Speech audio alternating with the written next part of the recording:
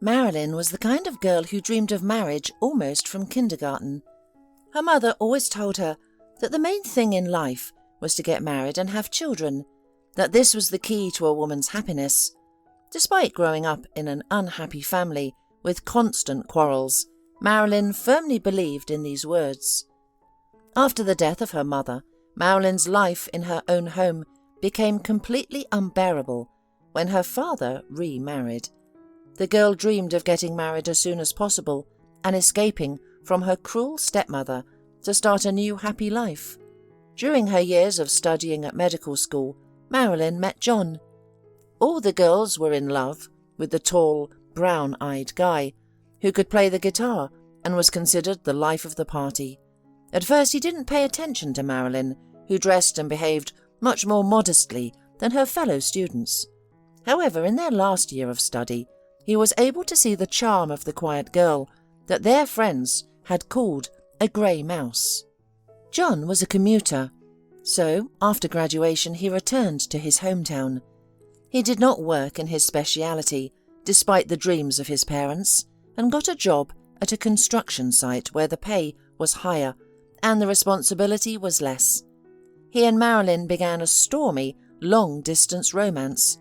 Marilyn visited John every weekend. She met his family and eagerly awaited a marriage proposal. However, John was in no hurry to propose. But his parents liked the potential daughter-in-law, so they pushed him to a responsible decision. Soon they played a wedding and got married. Finally, Marilyn's dream came true. She no longer had to endure the rude attitude of her stepmother and the indifference of her father. Now she had her own family and a cosy nest, a rented studio apartment where she was a mistress and didn't have to adjust to anyone except for her husband, of course. Marilyn was happy to take care of him, create comfort, and cook delicious meals. However, she didn't notice John's indifferent and detached attitude until she became pregnant. It seemed that he wasn't delighted with the news of the upcoming addition to their family. Instead, he constantly reproached Marilyn for mismanagement and arranged scandals. The guy quickly became tired of family life, and when their daughter Amy was born, things went downhill fast. Always tired, exhausted wife, an endlessly crying child, John became increasingly distant, running away to his parents' house more and more often. To make matters worse, his parents, who had recently loved their daughter-in-law as their own daughter, took John's side. They were not interested in their granddaughter and did not try to reason with their son. Despite the difficult times, Marilyn refused to give up hope. She tried to make the best of things and hoped that her husband would eventually come around. However, things only got worse, leaving her alone to face the challenges of motherhood. At first, John stopped bringing money into the house. It turned out that he had gotten into gambling and sports betting some time ago. At first he was lucky, but then he lost big. Not only did he lose his salary, but also his parents' pension, which he almost entirely gave away to repay his debt. It was then that John met a wealthy woman who was 20 years older than him. Caitlin was on the management team of the construction company where John worked. Her children had already grown up and lived separately, and she had divorced her husband several years ago. Caitlin had already missed out on romantic adventures, so when she noticed the young builder's flirtation, she thought, why not? That's how the two became romantically involved. Caitlin helped John pay off all his debts, gave him expensive gifts, and took him to expensive restaurants. The guy did not hide his relationship from his wife and was not ashamed of cheating at all. See how generous women can be? They don't even ask for anything, and on the contrary, they give, he reproached his young wife. Marilyn could not withstand such humiliation and filed for divorce. John did not object. He no longer lived with his wife and was not interested in his child. He did not even come to get his things. Why would he need those old cheap pants and t-shirts when his new lover now dressed him in expensive brand-name clothes? While John was enjoying a carefree life, his former family was barely making ends meet. His parents turned their backs on both Marilyn and their granddaughter. They did not provide any support and simply did not want to help a girl with a child, so she could go to work. And one child's allowance was not enough to live on, even in a rented apartment. The rent was paid a month in advance, but what to do next? Marilyn realized that she had no other choice but to return to her father's house, from which she had left with such joy and such hopes several years ago. That's okay, I'll return to my hometown and start my life with a clean paper. I now have someone to try for, Marilyn reasoned, packing her things. She tried to make herself believe that everything would be fine, that her father would be pleased to see his little granddaughter. However, it was still somehow disturbing. Unfortunately, the inner voice did not deceive the girl. When she arrived at her parents' house, she was not received very cordially. Seeing Marilyn with a baby in her arms on the doorstep, her father could not utter a word of surprise. Her stepmother immediately made a displeased grimace, and instead of saying hello, she asked, "How long will you stay with us?" Hearing that Marilyn had come home for good, the woman flushed with anger. She tried to keep her composure, but the whole spectrum of emotions was evident on her face. She nervously walked around the apartment, defiantly slamming doors and drawers, and her husband ran after her on tiptoe, trying to calm and soothe the situation. Marilyn, who was tired from the road, did not care much about her stepmother's feelings. She wanted to settle down, feed her little girl, and at least take a nap. But when she opened the door to her room, she saw only bare walls and mountains of construction materials. Her comfortable bed, large closet, fashionable desk, and cute pink curtains were all thrown out the room after her stepmother started the repairs and decided to start with Marilyn's room. Apparently, she wanted to erase all the memories of her stepdaughter and cut off her way home forever. Marilyn had to live in an empty room on an air mattress. It was out of the question to let her stepdaughter, with a baby, sleep on a soft bed in the bedroom, or at least in the living room. The stepmother, trying to show her displeasure, didn't even feed her stepdaughter. The father, in response to his daughter's reproachful look, only spread his hands. Marilyn was too tired to make the situation clear, and why should she? Being the heiress of her late mother, Marilyn was a co-owner of the apartment and had every right to be there. So she went to the kitchen, made tea, took a shower, and fell asleep with the baby. At night, the girl woke up and went to the kitchen for a drink of water, but froze at the door when she overheard an interesting conversation. "Why didn't you tell me your daughter was coming? Why didn't you talk her out of it?" resented the stepmother. "I didn't know anything. Wouldn't I have told you?" Marilyn's father justified himself. "Keep in mind that I'm not going to squat in the same apartment with her. The baby will cry endlessly and I'll have a headache," the woman went on. "Well, let her live for a while and then I'll talk to her." The man tried to smooth things over. "For a while? No, you'll talk to her tomorrow. We have, after all, begun the repairs," the woman declared, pounding her fist on the table. Seeing through the crack that her stepmother was heading for the door, Marilyn slipped back into her room, trying to remain unnoticed. The fatigue lifted like a hand, and she couldn't sleep anymore. Until the morning, Marilyn thought about how her father would behave. In her heart, she hoped that he would stand up for her, and that he would not let his daughter and granddaughter go anywhere. But she realized that this weak-willed man would not dare cross his authoritarian wife. "I will stand up for my rights," Marilyn reasoned to herself. Early in the morning there was a timid knock on the door, after which Marilyn's father entered the room. Without wishing his daughter a good morning, without asking how she slept, the man began to mumble something inarticulately. You perhaps overreacted when you left your husband. Things happen in life. People cheat on each other, split up and then move back together. You'd better come back too. You can't leave a child without a father." The man seemed to want to say something else, but didn't have the time, because at that time his wife came into the room. She had apparently been standing outside the door the whole time, listening to the conversation between father and daughter. Realizing that her husband was of little use in the matter, she decided to set the record straight herself. "I haven't heard a word from you in years. You never remembered your father and me, and now you show up and disturb our peace. No, you're an adult. You can live on your own. We have our own rules, and there's no place for you and your child here," blurted out the stepmother, clearly pleased with her eloquence. A few hours ago, Marilyn was ready to fight desperately for her place in her parents' apartment, and even planned what she would say to the mean stepmother. But now, looking at this greedy woman and at her father, who was hiding behind her back, she forgot all the words. The girl suddenly became so disgusted that she didn't want to stay under the same roof with these people for even a moment.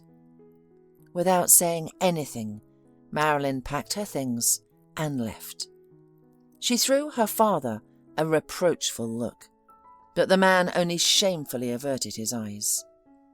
Of course, Marilyn would not leave her apartment if she had nowhere else to go. Pride was pride, but she wasn't stupid enough to wander the streets with an infant. She knew that there was one place in this world where she would definitely be welcomed with open arms, and never pointed at the door. A few hours later, the girl was already riding on an electric train that took her to the village where her grandmother lived. When Marilyn was a little girl, her mother often took her to her grandmother's house. The family lived poorly and could not afford trips to resorts, so the girl spent her summer and winter vacations in the village. Mrs. Spruill visited the city, but not often, because she disliked her son-in-law. After her daughter's death, she did not even set foot in her house, believing that it was her good-for-nothing son-in-law who had brought her daughter to a fatal illness. During Marilyn's years as a student, she became preoccupied with her own affairs and worries, leaving her little time to visit her grandmother in the village. They only spoke occasionally on the phone, and although Mrs. Spruill kept calling for a visit, Marilyn never came. Now, in a desperate situation, Marilyn realized that her only option was to go to her elderly relative, whom she had ignored for so long due to her youthful selfishness. When she arrived at her grandmother's house, she hesitated to enter the yard at first. She observed her grandmother sweeping the cobbled paths in the garden and concluded that she had not changed at all in the few years since they had not seen each other. Despite being almost 80, the old woman was still very energetic and active and looked younger than her age. Amy's crying interrupted Marilyn's thoughts. The sudden noise brought the elderly woman's attention to the gate. "Oh, who's crying?" she exclaimed, shielding her eyes from the sun and squinting to get a better look. Mrs. Spruill recognized Marilyn and rushed to hug her, then escorted her inside the house. Seeing her granddaughter with a child in her arms and a suitcase, the woman, who had seen a lot in her long life, understood everything without further questioning.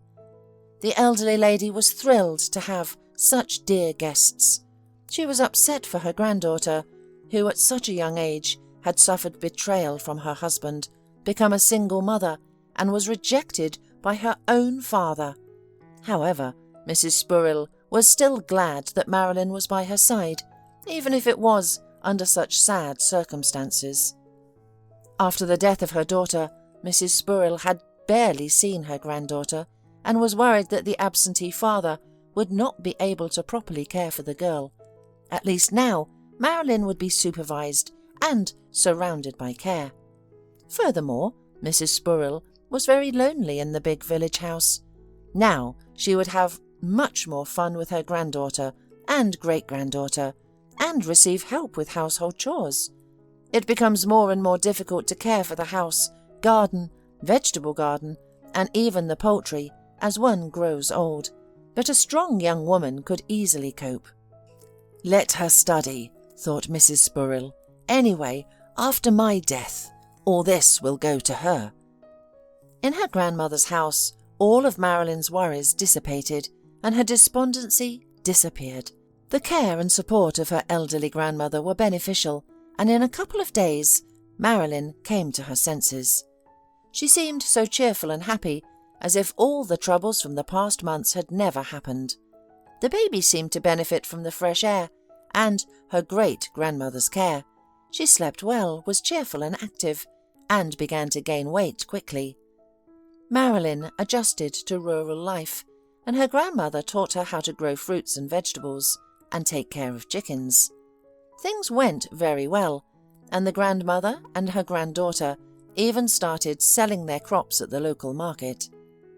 Marilyn made friends among the villagers, and soon she no longer felt lonely. Life went on as usual, and it seemed to Marilyn that this happiness would last forever. However, 5 years later, grieving came to their home. One day, Mrs. Spurrell caught a severe pneumonia that led to serious complications of the heart. Unfortunately, the woman was never able to fully recover. Once cheerful and lively, the pensioner now rarely left the house, and over time she weakened completely and practically stopped getting out of bed. Feeling that these were her last days, Mrs. Spurrell decided it was time to have a serious talk with her granddaughter. Lately, the elderly woman went to bed early, and she did not even have the strength to watch her favourite TV series. But this evening, she waited until Marilyn finished her chores and put Amy to bed, and then called her into her room. The woman understood what her grandmother wanted to discuss and was very upset. At first, Marilyn did not even pay attention to the fact that the woman held a beautiful carved box in her hands. Mrs. Spurrell started a sad conversation that brought tears to Marilyn's eyes. At first, the elderly woman gave her granddaughter instructions for the future, urging her not to repeat old mistakes. Then she talked about inheritance. It turned out that Mrs. Spurrell had visited a notary long ago, even before her illness, and had bequeathed her house and modest savings to Marilyn. But the most precious thing was in the box that the elderly woman handed to her granddaughter with a trembling hand. When Marilyn opened the box, she found an incredibly beautiful antique gold ring in the shape of a flower with a huge ruby in the centre. "My great-grandmother received this ring as a gift from her husband. They lived a long, happy life together, and since then it has been considered the talisman of our family. From generation to generation, the ring has been passed down the female line, bringing good luck and happiness to everyone," said Mrs. Spurrell. "Why didn't you give it to my mother when she got married?" Marilyn asked, looking at the jewellery in surprise and admiration. "Because she chose the wrong man. My foolish daughter wouldn't have been able to keep the ring from her foolish husband, and he would certainly have sold it," Mrs. Spurrell explained. By morning, Mrs. Spurrell had passed away, and her death shook Marilyn deeply. Despite the support of her neighbours and friends, she felt quite lonely. To avoid going crazy in an empty house, Marilyn decided to get a job. She had a medical degree, and the local paramedic had left for the city a few months ago. The specialists could not be lured to the village by any means, and the villagers were left without medical care and had to travel to the district centre. Thanks to Marilyn, the local medical office was up and running again, albeit only a few times a week.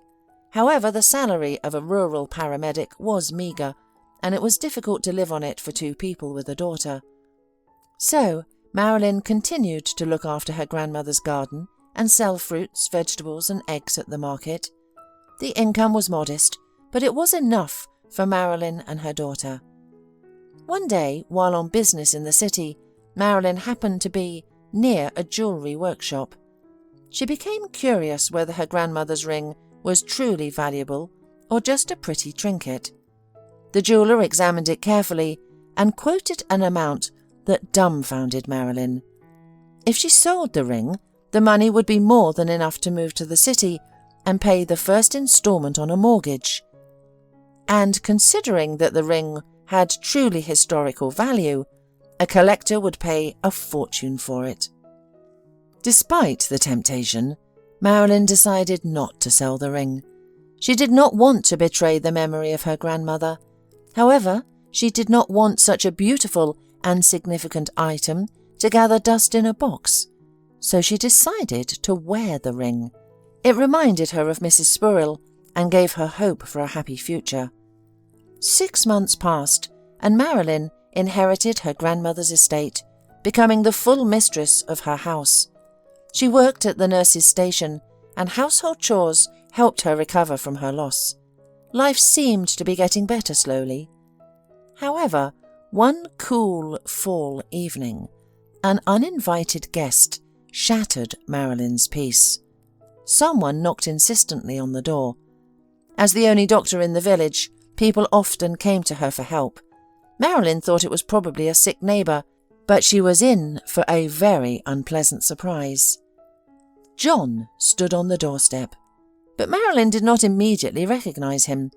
Her ex-husband had not changed for the better during their years of separation. He had become gaunt, grown a beer belly, and was bald. It was obvious from his face that he liked to drink, which was probably why John looked as if he was going to retire the next day. There was no shame or embarrassment in his gaze, as if there had been no betrayal. It was as if 5 years had not passed. Marilyn was frozen, at first from surprise, and then all her hidden anger and resentment boiled up in her soul.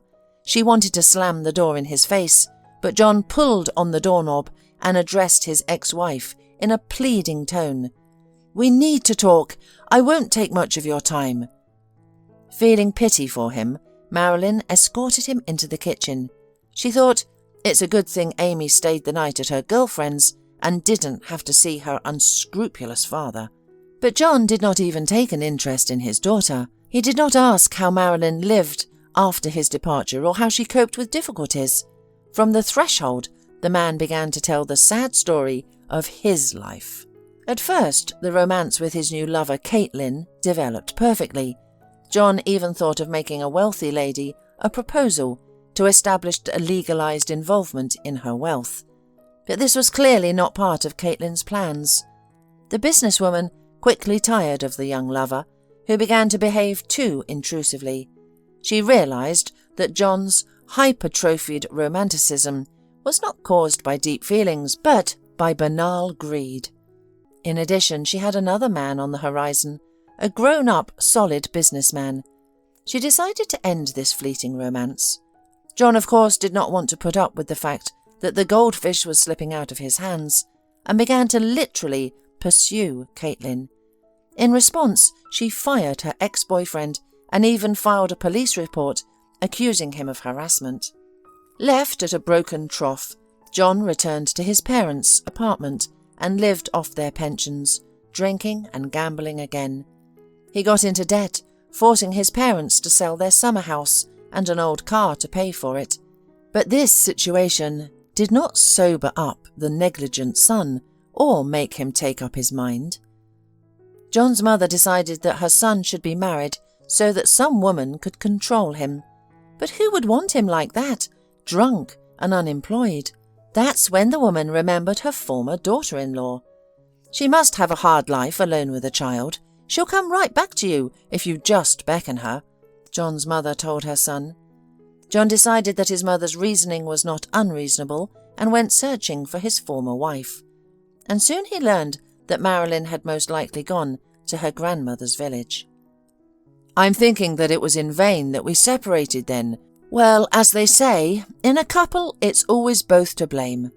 Personally, I don't hold a grudge against you, and I think we can start again. And you've got a big house. We'll be comfortable," John reasoned.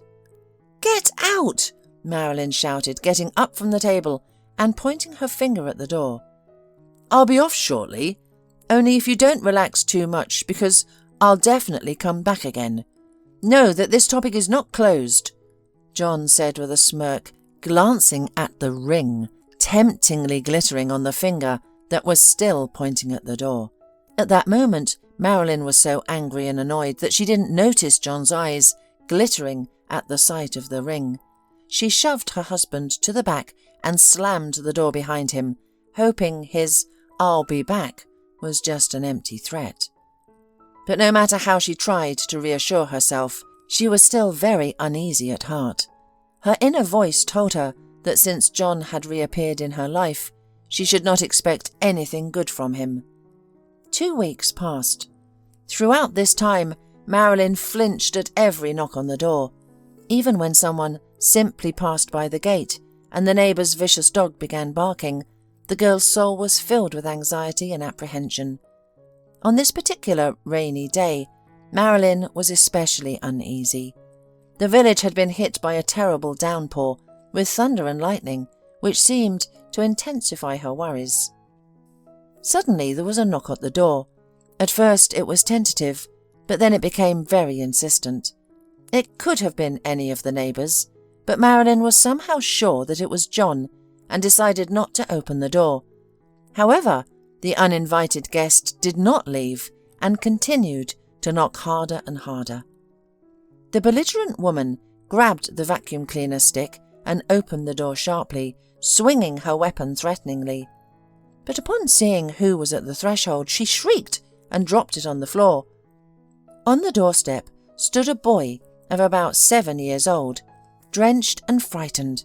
He was crying and mumbling something unrelated, asking for help. But Marilyn could not make out anything. She took the child into the house and asked him to speak again, clearly explaining what had happened to him. It turned out that the boy's name was Alan. He and his father were returning from a fishing trip and decided to take a shortcut by driving through the village when suddenly the man became ill. Fortunately, he was able to stop the car and avoid an accident. The child ran to the nearest house for help, which happened to be Marilyn's house. From the symptoms described by the boy, the woman realized that the man had an asthma attack and that the inhaler was not in its usual place in the glove compartment. Luckily, Marilyn had first aid supplies for all occasions in her first aid kit. She grabbed her suitcase and an umbrella and ran after the boy to the car, where the man was suffering from an attack of suffocation. Help arrived just in time. A couple more minutes and the man would not have been saved. In such a state and even in such heavy rain, it was impossible to drive and continue on the road, especially with a child. So Marilyn invited Alan and his father to spend the night at her place. It was not at all scary to let a stranger into the house, as for some reason he immediately inspired trust. A man with noble features and intelligent eyes could not turn out to be a crook. Hot tea and a delicious dinner quickly brought the man to his senses. Alan and Amy immediately found a common language. While the children played in the living room, the adults were talking. It turned out that the man's name was Daniel. He was raising his son himself, and his story was very similar to Marilyn's. Daniel had also faced betrayal, which for a long time discouraged him from trusting women and starting any kind of relationship with them. Daniel and his wife Karen had been in love since high school. They could not imagine life without each other, so after graduation they decided to enter the same college. Actually, Daniel dreamed of studying in another city at the university, but his beloved studied too poorly to enter the university. Therefore, the guy sacrificed his ambitions and stayed in his native city next to Karen. After finishing their studies, the young couple immediately got married. The money they earned was only enough to rent a tiny apartment on the outskirts of the city, but even that was enough for the newlyweds to be happy. Soon after, the couple had a son named Alan. It would seem that the happiness of the family should have increased, but it turned out to be the opposite. After the birth of the child, Karen became very irritable. She suddenly became cramped in a tiny apartment and began to reproach her husband for a lack of money. Daniel did not take offence at his wife and took her reproaches as a guide to action. He got a second job, thanks to which the family was able to move into a larger apartment closer to the city centre within a few months. However, Karen was still dissatisfied. She constantly complained that she was tired of sitting at home and that her husband did not help at all with the child. Daniel was tormented by his conscience. He would be happy to spend more time with his son, but he worked from morning until night and came home only for a few hours to sleep and go to work again. So he asked his mother to visit Karen more often. During weekends, the mother-in-law would babysit her grandchild so that her daughter-in-law could go out and meet her friends. And one day, at her cousin's birthday party, Karen met a handsome and wealthy man who owned a beauty salon where the birthday girl worked as an administrator. Karen was smitten by his charm and gallantry, thinking that such men only existed in movies. To her delight, the man seemed to show interest in her too. Thus began a dizzying romance. Karen completely lost her head. Almost every day she called her mother-in-law for help, just to get out of the house and see her lover for a couple of hours. The man took her to expensive restaurants and gave her luxurious gifts. With each such gesture, Karen's love for her lover flared up all the stronger, and the naive Daniel did not suspect anything. Of course, his mother dropped some hints. She noticed Karen's frequent departures and the sudden appearance of expensive things. However, Daniel did not believe in his mother's speculations and even took offence. However, soon he had to face a harsh reality. One beautiful spring day, Daniel finished work early and hurried home with a bouquet of roses. On the way, he stopped at a store and bought Karen's favourite cake to please his wife. He practically ran home, looking forward to a pleasant family evening. However, he did not find his wife at home. Instead, his mother opened the door and informed him that she had looked after Alan all day and that Karen still had not returned home or answered her phone calls. "I don't know what to think," said the worried woman. Even though she did not have a special love for her daughter-in-law, she was still very concerned about her. Daniel was also worried and tried to call his wife, but his attempts were unsuccessful. Karen's sister and close friend also knew nothing about her whereabouts. Suddenly, he noticed a corner of a notebook sheet sticking out from under the sofa cushion.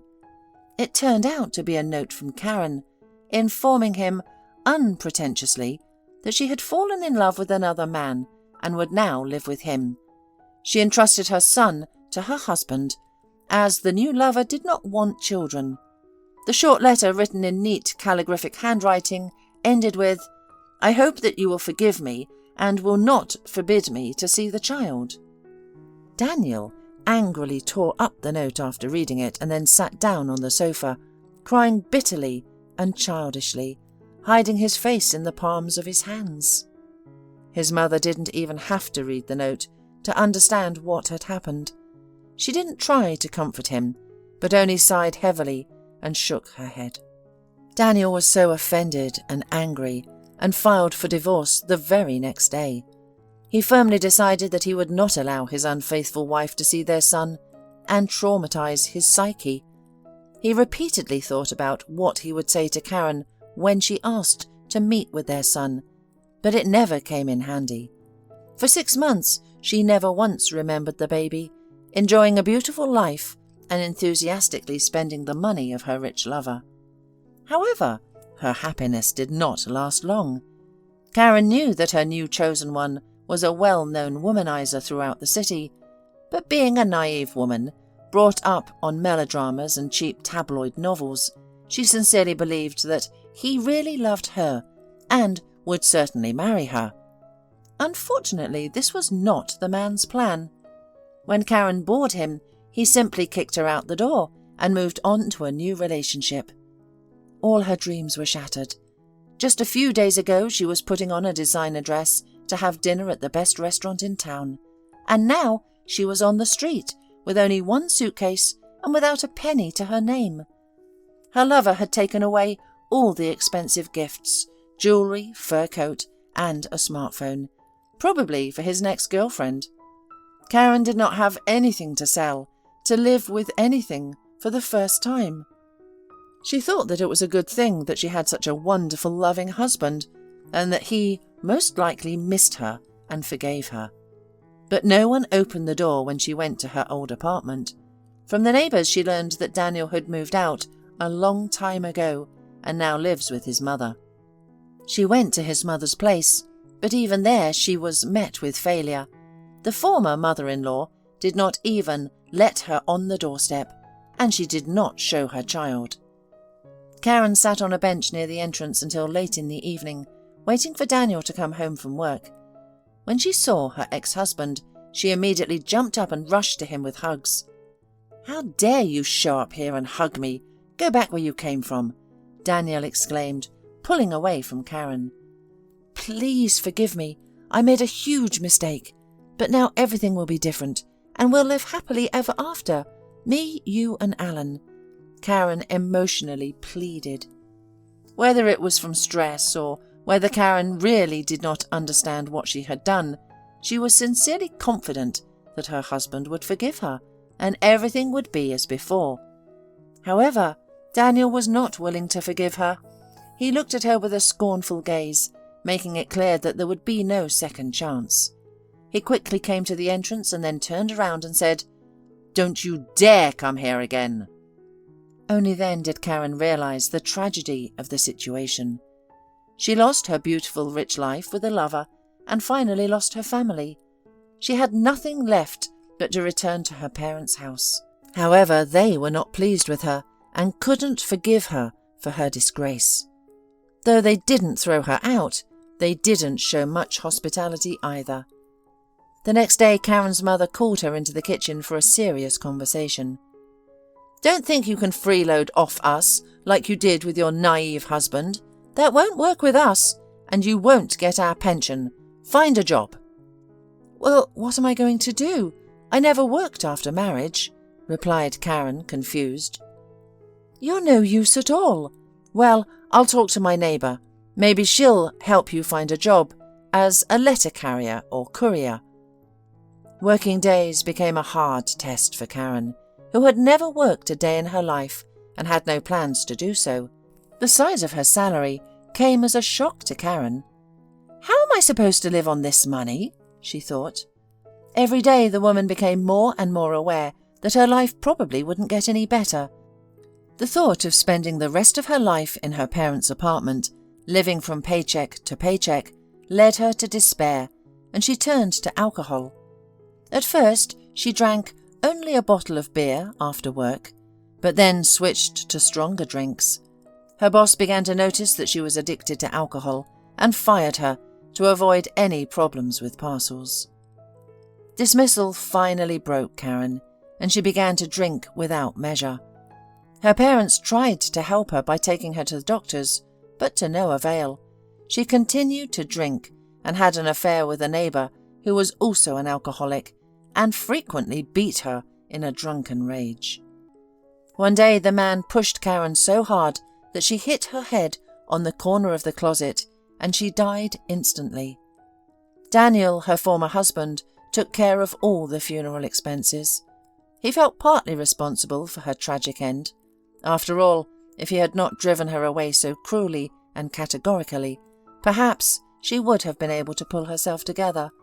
But of course, a truly loving mother would have sought communication with her child, not drowned her worries in alcohol.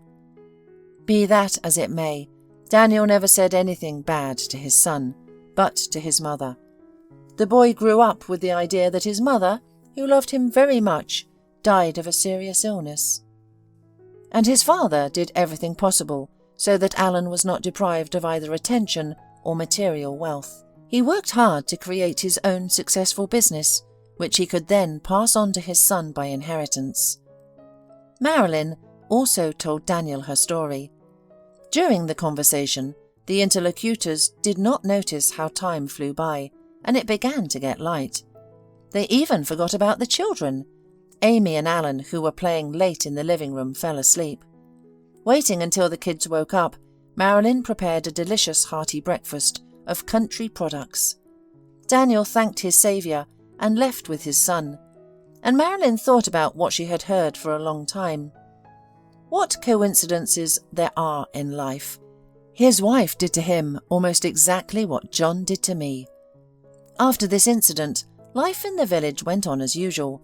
Marilyn had so much work at the nursing station and household chores that they superseded the disturbing thoughts caused by her ex-husband's visit.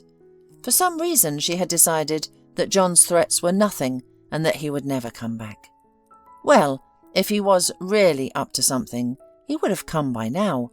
And even if he comes, what can he do to me? Nothing, Marilyn pondered, calming herself.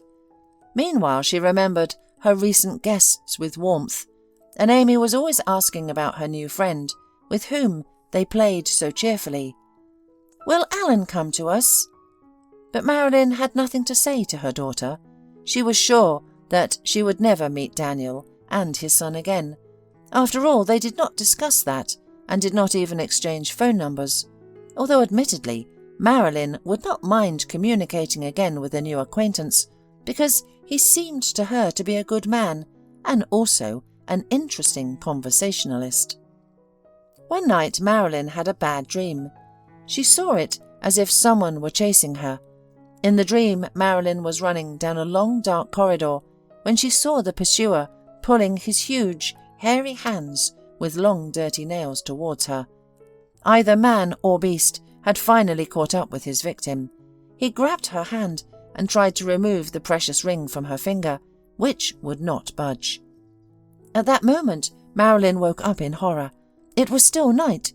The full moon was shining through the window, filling the room with a soft but somehow unpleasant light, which only added to the anxiety after an unpleasant dream. Marilyn tossed and turned in bed until morning, but still couldn't sleep. Actually, she was not superstitious and did not believe in dreams or omens. And she had had nightmares hundreds of times, but for some reason this particular one impressed her and disturbed her greatly.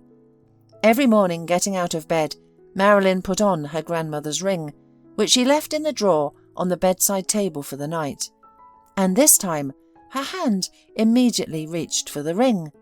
But when the girl put the jewellery on her finger, she suddenly remembered the nightmare again. Some strange bad feeling made Marilyn take off the ring. She suddenly thought that she was doing a very frivolous thing by walking around the village wearing such a piece of jewellery. "I'll hide it away." In the room stood her grandmother's large chest. Not only was it locked with a key, but it also had a double bottom, under which Mrs. Spurrell hid all the most valuable things: documents, money, gold earrings, which she had not worn since her youth, and a box with a ring. Marilyn decided to return her family heirloom to its rightful place. She mentally thanked herself for not ignoring the bad premonition. Looking at the clock, Marilyn realized that it was time to wake up her daughter and prepare breakfast. When the girl was busy in the kitchen, the neighbour's dog suddenly barked loudly. Marilyn had long been accustomed to these sounds and did not pay attention to them, as the dog reacted aggressively to literally every rustle. But today the animal behaved differently than usual. The dog growled menacingly and literally tore off the chain. So Marilyn decided to go outside and see what the matter was. There was no one at the gate, and the dog was barking not towards the street, but towards Marilyn's yard. The animal, all bristled, bared its teeth and pulled the chain with all its might, as if pointing to the far corner of the neighbour's garden. Probably the dog saw a cat, thought the woman, but still decided to go around the yard just in case. She took a brief look around and saw no sign of any intruders. For a moment, though, she thought she heard a rustle on the side of the patio. But there was no one there either. Marilyn went back to her work, and in about an hour she and Amy left the house. On the way to kindergarten, Amy suddenly remembered that she had forgotten the acorn craft at home, which her teacher had asked her to make. The child burst into tears, and the mother and daughter had to turn back, even though they had already travelled 2/3 of the way. As they entered the yard, Marilyn noticed that the door to the house was ajar. "Did I forget to close it?" she thought. But as she approached, she realised that the lock was broken, not just cracked, but literally broken out of the door, as if someone had chopped it with an axe. At that moment, John ran out of the house. He looked unrecognizable with anger. "Where's the ring?" he shouted, seeing his ex-wife and daughter standing in front of the house, frightened. It turned out that the barking of the neighbour's dog that morning was not in vain. The pet had immediately sensed someone sneaking into the neighbour's territory. John had climbed over the fence from the backyard to remain unnoticed and had lurked behind the patio, waiting for a convenient moment to enter the house. When Marilyn had gone out into the yard at the sound of the barking dog, John had snuck into the cellar, which luckily for him had been open. Through the ajar door, he had watched Marilyn carefully and noticed that she was not wearing the ring that he had come for. Then we must wait until she leaves and search the house, he had thought. Finding the ring was vital to him. He had once again lost badly at cards and owed money to some dangerous bandits who had threatened to kill him if he didn't repay the debt. But his parents couldn't help him. They had already sold everything they could, and the only thing left was the apartment. John had begged his mother and father to sell the apartment in the centre of the city and buy something smaller. "Why do you need this big apartment in your old age? Buy yourselves a one-bedroom and live happily. Is an apartment more valuable to you than your own son?" he had pleaded. But his parents had finally lost their patience. His father had kicked the wayward son out of the house and ordered him never to return. He had even changed the locks so that John could no longer get into the apartment and take out the TV, washing machine, and his mother's amber beads, the only remaining valuable thing that could still be sold for some money. Left without the last hope, John suddenly remembered the luxurious gold ring with a ruby that he had seen on his ex-wife's finger, and now, when Marilyn and Amy had left for the daycare, he had immediately run out of his hiding place and begun to search. After pulling the old wooden door and making sure it was not too reliable, the man had grabbed an axe he had found in the backyard and struck the lock. On the first try, the barrier was removed, and he broke into the house to look for the ring. John turned out closets, looked under mattresses, moved furniture, and rummaged through cans of cereal and flour, hoping to find the jewel, but to no avail. He had no idea of where the stash was. He even broke open the lock of the massive wooden chest, in the usual for him way, with the blow of an axe, but found nothing but his grandmother's old tablecloths, blankets, and an album of old photographs. He was very close to his cherished goal, but fortunately he had no idea about it. "Has she sold it? But she couldn't have spent the money so quickly," he thought. With these thoughts he ran out of the house. His last hope was the attic, where he was planning to climb using the long ladder presented to him on the wall, and just at that moment he came face to face with Marilyn and his daughter, who had come home to a handmade craft. The robber, taken by surprise, was at first confused, but realizing that he had nothing more to lose, he decided to take extreme measures. He roughly grabbed Marilyn and Amy and dragged them into the house. The woman tried to scream and call for help, but at that moment John looked so threateningly that she had a lump in her throat. After taking his captives into the house, the man closed the door behind him and demanded that his ex-wife give him the ring. "Confess, where did you hide the ring? Speak quickly, don't try my patience," demanded John. "What ring? I don't have any ring." Marilyn justified herself because she was determined not to hand over the valuable heirloom to her ex-husband. "Don't pretend! I saw it on your finger last time." "It's just costume jewellery from the local store. I lost it somewhere in the garden a long time ago," the woman lied, thinking on her feet. "Why are you playing games with me? I'm not an idiot. I know there's gold there. Probably 10 grams of gold and a ruby the size of my fist. Give it to me or else we'll both be in trouble." Suddenly John ran out to the garage and returned with a can of gasoline for the lawnmower. "I have nothing to lose. If you don't give me the ring, I'll set the house on fire and we'll all die together," shouted the man in his crazed state. Marilyn realized he was not joking. She went to the bedroom, took out her grandmother's jewelry box, which was dear to her heart, and gave it to her ex-husband. Of course she was hurt to part with the precious gift, but the safety of her child and her own life were more important than any jewelry. After receiving what he wanted, John rushed to the exit, but on the way to the gate he suddenly stopped. He had a sudden urge to cause more trouble for his ex-spouse, whom he blamed for all his problems. He rushed back into the house, where the shocked Marilyn looked at the chaos that had reigned in her cosy home and tried to assess the scale of the damage. He roughly pushed the woman into the bedroom and locked the room from the outside. Then he grabbed a crying Amy by the arms and dragged her towards the exit. In fact, he didn't even know where he would go with his daughter, or what he would do with her, because he didn't actually need her. But the main thing was to spite Marilyn, and he was least concerned about his child's feelings and fate. Meanwhile, Marilyn was banging on the door and threatening to call the police. And really, John thought suddenly, she won't stay there forever. She'll get out somehow, or the neighbours will rescue her. Of course, she'll file a report and I'll be in trouble. The man realised he couldn't let Marilyn live and decided to carry out his threats. However, he wasn't going to kill the little girl, so he simply locked her in the barn to prevent her from disturbing him or attracting the attention of neighbours with her screaming. Then John grabbed a can of gasoline and started pouring the flammable liquid on the walls of the house. He was so mad with anger and engrossed in the process that he didn't even hear a car drive up to the yard. Fortunately for Marilyn and her daughter, Daniel and his son came to visit them to thank them once again for their rescue. Seeing this terrible picture, Daniel disarmed John with the first log he could find. 15 minutes later, the district police arrived. The intruder was detained, and the valuable ring was returned to its rightful owner.